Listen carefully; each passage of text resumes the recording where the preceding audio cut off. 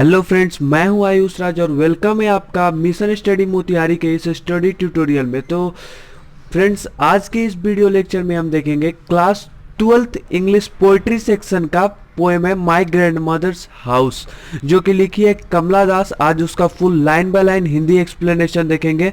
तो आइए चलिए स्टार्ट करते हैं my grand mother's house line by line explanation. Video अच्छा लगे तो लाइक जरूर कीजिएगा, कमेंट में बताइएगा कैसा लगा वीडियो। आइए स्टार्ट करते हैं। सो फ्रेंड्स, पोएम को स्टार्ट करने से पहले सबसे पहले हम देखेंगे अबाउट पोएट कमला दास के बारे में।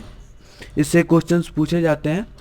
तो पोएट है आपकी कमला दास, जिनका जन्म हुआ था 31 मार्च 1934 में, बॉर्न इन 31 मार्च 1934।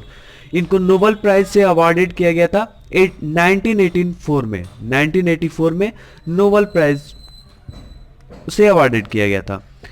और इनके इंपॉर्टेंट वर्क्स हैं समर इन कोलकाता 1963 में, और sirens 1964, the descendants 1967, the old playhouse and other poems 1973, the Anamalai poems 1985, yes अल्लाह 2001 and only saint knows how to sing 1996 में। ये आप देख लीजिए, इससे क्वेश्चंस आते हैं।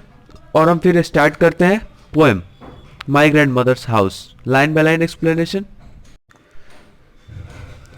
There is a house now far away where once I received love.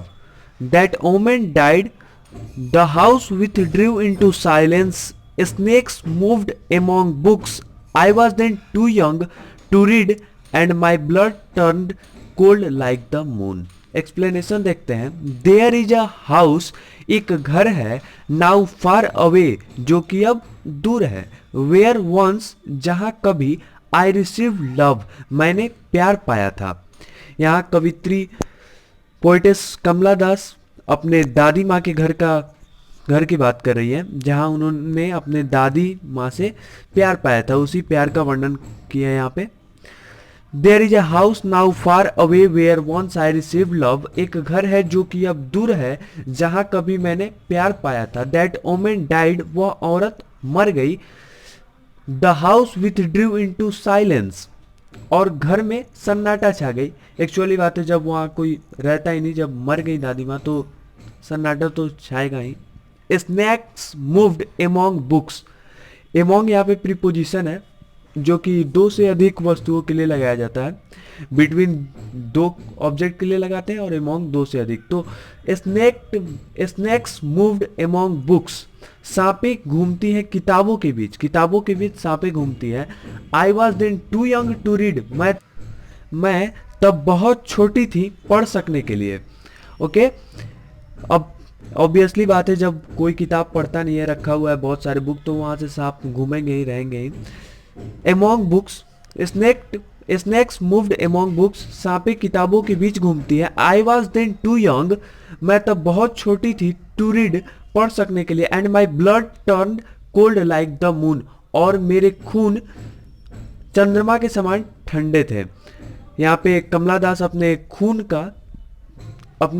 खून की तुलना चंद्रमा से किया है कि मेरे खून चंद्रमा के समान ठंडे थे। तो आइए देखते हैं आगे का line.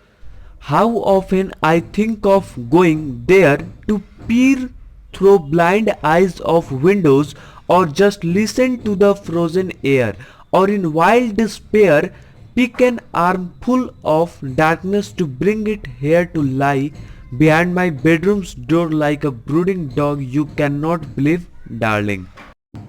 How often I think of going there, मैं कितनी बार चाही वहाँ जाने का। How often I think of going there, मैं कितनी बार चाही वहाँ जाने का। To peer through blind eyes of windows, peer का मतलब होता है झांकना। To peer through blind eyes of windows, मैं उस अंधे आंखों वाली खिड़कियों से झांकने के लिए कितनी बार चाहिए वहां जाने के लिए। अब यहाँ ब्लाइंड आइज ऑफ विंडोज क्यों कहा गया है, क्योंकि अब घर बहुत दिनों से बंद पड़ा है, तो ऑब्वियसली बात है खिड़की पे स्पाइडर के झोले लग जाते हैं, जिस कारण से अंदर से क्लियर नहीं दिख पाता, इसीलिए वहाँ ब्लाइंड आइज बोला गया है क्लियर नहीं दिखने के कारण उसे ब्लाइंड आइज बोला गया है। तो how often I think of going, मैं कितनी बार चाही वहां जाने का, to peer through blind eyes of windows, और उस खिड़की से झांकने का, और just listen to the frozen air, frozen या अनमूव्ड एयर, जो कि घर बंद पड़ा है कितने दिनों से, तो वो अनमूव्ड है। नेक्स्ट है और इन वाइल्ड वाइल्ड डिस्पेयर, और ये निराशा ही रह गया मेरे लिए, मतलब निराशा रह गया क्योंकि मैं कितनी बार चाही वहां जाने का लेकिन जा नहीं पाई, इसीलिए वो मेरे लिए निराशा ही रह गया। Pick an armful of darkness to bring it here to lie, मैं बस ये चाहती थी कि वहां का जो अंधेरा है बस वही मैं एकत्रित करके इकट्ठा करके यहाँ तक ले आऊं, डार्कनेस वहाँ का अंधेरा ही सिर्फ इकट्ठा करके यहाँ ले आऊं यादगार के लिए। Behind my bedroom door like a brooding dog, अपने बेडरूम तक उसे ले आऊं एक यादगार के लिए, ठीक है, ताकि वो याद रह सके। You can not believe darling, तुम यह विश्वास नहीं करोगे प्रिय, यहाँ कमला दास अपने पति को बोल रही हैं डार्लिंग प्रिय। You can not believe darling, तुम यह विश्वास नहीं करोगे प्रिय। आइए आगे देखते क्या है। That can you that I lived in such a house, कि तुम विश्वास नहीं करोगे प्रिय कि मैं उस घर में रह चुकी हूँ। वाज प्राउड एंड लव्ड, और मुझे इस बात का गर्व है और मैं बहुत खुशी फील करती हूँ कि मैं उस घर में रह चुकी हूँ। I who have lost my way, मैं जो कि अपने रास्ते से भटक चुकी हूँ, मैंने अपने रास्ते को खो दिया है। देखिए यहाँ पे रास्ते के क्या बोल रही है, आगे पता चलेगा आपको कि ये क्यों बोल रही हो कि मैंने अपने रास्ते को खो दिया है।